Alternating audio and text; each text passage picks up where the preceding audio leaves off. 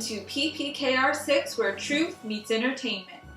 I am Lydia, and thank you for joining our 12 o'clock news update. Residents of the city are calling for lawmakers to fix what many believe to be a problem in security.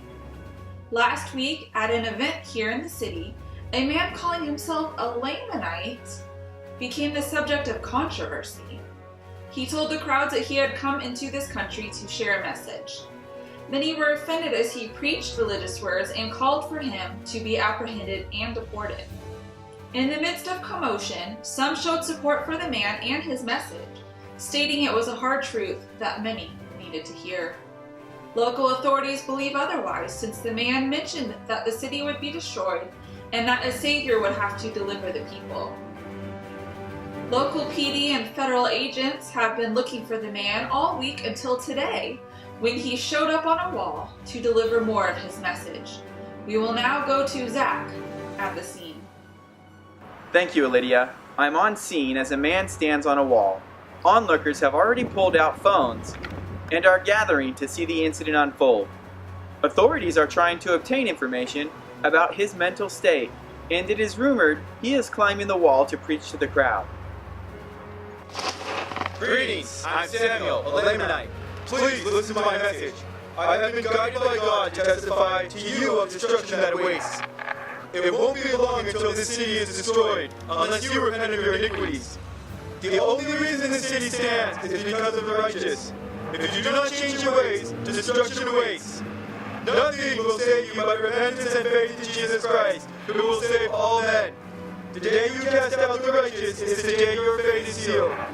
Harden not your hearts unto boasting, pride, envy, strife, malice, persecutions, and murders.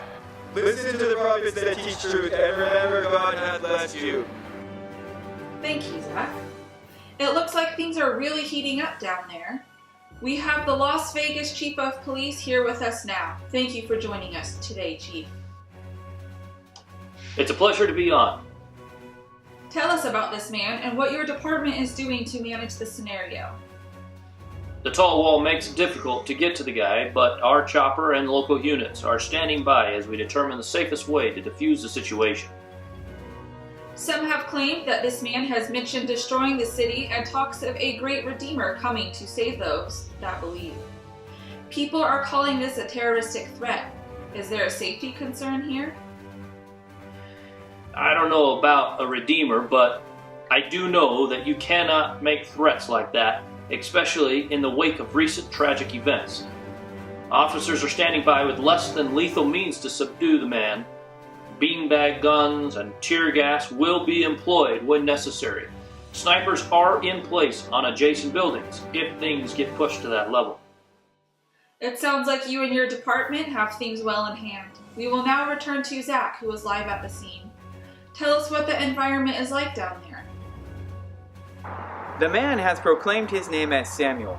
Some onlookers have been booing and jeering him. Others are actually throwing things at him. One onlooker even pulled out a slingshot, but none of these violent protesters seem to be hitting him.